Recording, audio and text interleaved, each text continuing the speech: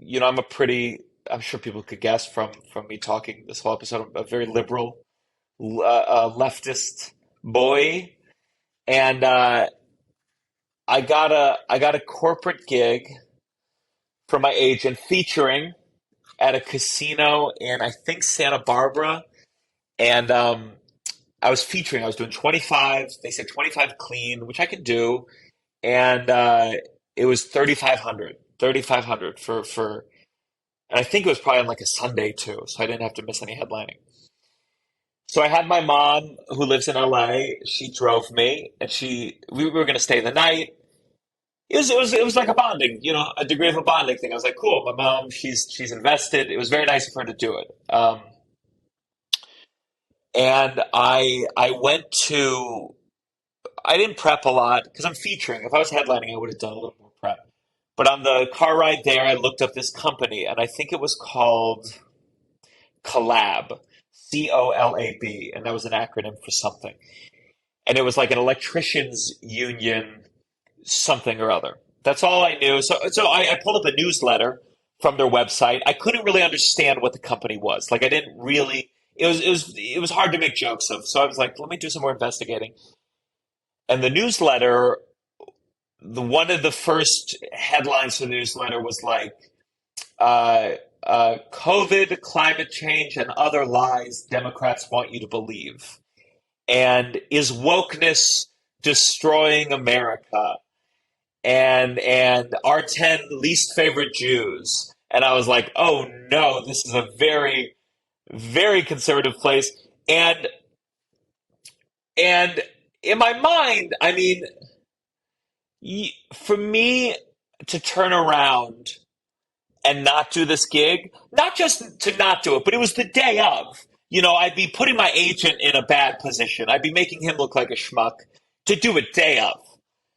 But I'm going there and I feel uncomfortable. I'm like, oh no. I'm worried, like, what if I go there and Alex Jones is the guest speaker? Like what if I go there? How bad are we talking here? And we're talking bad. I get there and it's a banquet hall. It's packed. It's 800 people. I swear to God, they're all dressed like cowboys. They're all dressed like cowboys, and they're old and they're white and they're orange in the way that Trump is orange. Like they saw Trump and they said, "I want to be him." Like very stands. They were stands, and I'm looking around. I'm feeling weird. Country. They have a country band playing on stage to prep for the show, and I look at the playbill. I get ready. I meet the headliner, and the headliner was a black guy, and he was the only black guy in this entire.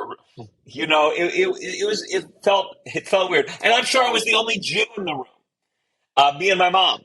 But she's able to hide better because she got a nose job. But I'm there. They know I'm Jewish, and they open the show with a singing of the national anthem, and I go, oh my God! And they're standing the Pledge of Allegiance, and like even I don't even do that stuff, but I'm like I'm doing it here, Yeah, you better do it. and they're really nice to me, and I look down at the playbill and it says, national anthem. They have an auction, and the auction was all guns. The auction was an auction for big guns, Glock 19s, AR-15s. Then they were auctioning like training seminars with a real Navy SEAL. Well, you and your whole family, and pictures of the kids with guns bigger than them. Like, thank you, Merry Christmas, and Just armor piercing rounds.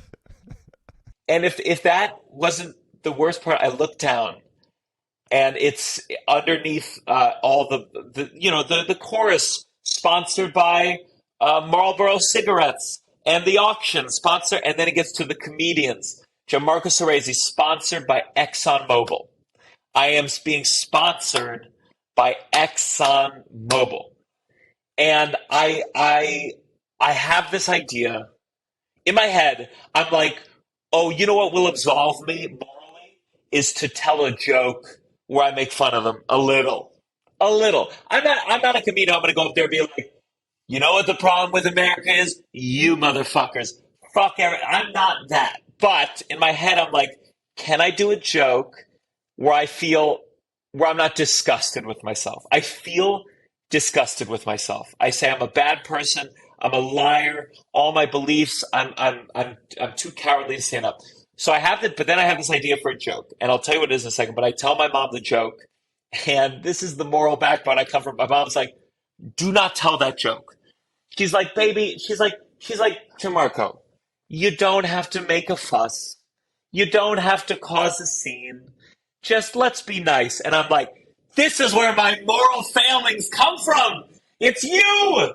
You have conditioned me to be polite and nice. And that is the problem with the world. It's liberals like us. And I go up there. I'm really debating in my head. Do I do this? Do I not? Do I do this? Do I not? I do the set. And by the way, just to set it up, there's banners of all the companies that are sponsoring this event. Again, like, this gun company and this anti-woke coffee store. And in the back, there is a flag that says ExxonMobil. ExxonMobil. And so I go up there and I had this joke at the time about there's this billionaire recreating the Titanic. Is a real thing. It's called Titanic 2, and it's going to go along the exact same route as the original because global warming made it safer. And that's how I started the joke before I got into all the other things. But this time, I went up there and I said, it's going along the exact same route as the original because the icebergs got a lot smaller thanks to my sponsor, ExxonMobil. And and I have the recording of it. They first not quite a laugh, but it went like a big oh, and I said, oh, they're laughing, and then this noise, which was just noise, just like people going oh, and then I heard the first b, I heard the first b, and the turned into boo. I've never been in situations like I performed in Harlem, but I never like performed at the Apollo. I never performed in a space where I've never been booed. And even this boo, it was the same way that like if you say go Cowboys and they're some other football team, I'd be like boo. It's not fully we're going to hang you after the show, but it's not fun. They don't like you a little. And I felt it, and I was so proud of myself. I really was. This is not like a good trait. I'm really proud of myself. At that moment, I was like, good for you. And I don't think, I know for a fact, like the headliner had been booked at this gig like 6 years in a row, and I knew talking to the people after, I saw their demeanor change. I don't know if it was fully that joke, or I also did not have like a killer set leading up to it. I got in my head, not just because of the clean, but because it was like all older white people, conservative, that I think I got in my head about, oh, they're not going to like this. They're not going to like that. Oh, this is too dirty. Yeah. And when they started booing, it's like, they just showed you how much they love guns. Like, there's such a different thread of like, there's certain rooms where you do that and you're like, this just got very dangerous for me. And it's hard. I can't imagine. When I think about when I have to headline around the country and in certain places that are very conservative, I always try to be cognizant of the fact that I'm a straight white man, and I think about if it took courage for me to do this in this room, the chutzpah it takes to be a queer comedian in Hoover, Alabama. It takes fucking, because just their existence is brave, let alone me doing one joke.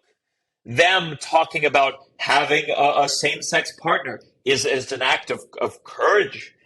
And I just try to remember, and I think sometimes edgy comedians or comedians like me who like being like a little like, ooh, what did I just say? We have to remember that like our version of edgy is in fact way safer than the spaces comedians who are not straight or white or a man have to perform in all the They're not time, even trying to be edgy. They're just being them.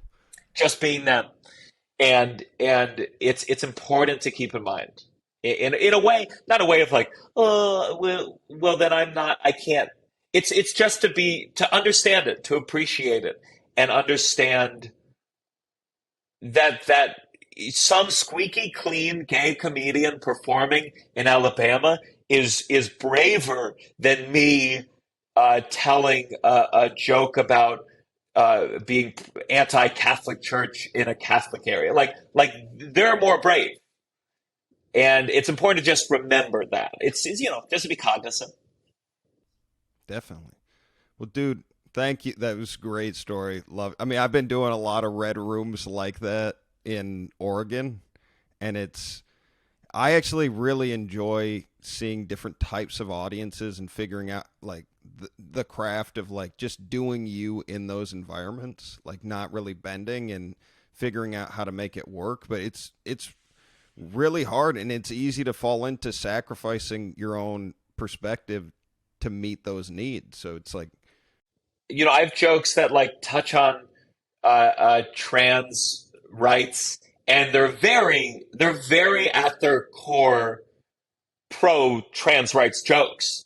And sometimes I'll be in these spaces like Hoover, Alabama, where I'm like, I know even if this is a good joke, it's not gonna. It's the audience is gonna be weird about it because they yeah, are of not course. pro trans rights, They've or a literally majority of never them are. met a trans person.